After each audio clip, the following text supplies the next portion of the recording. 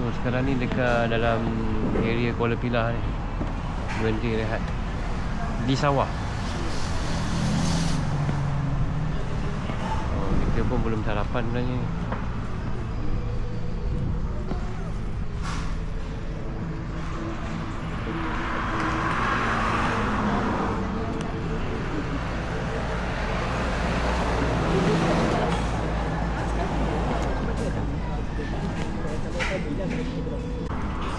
Okay, ni sarapan nasi lemak dekat di sawah. Ni semua sarapan nasi lemak. Oh, memang padu lah. Punya rendang dia pun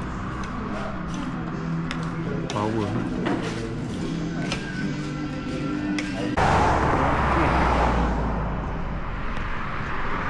Selesai dah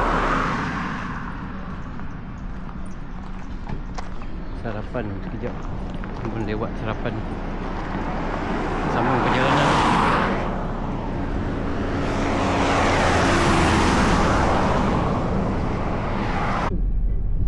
Terima kasih bos.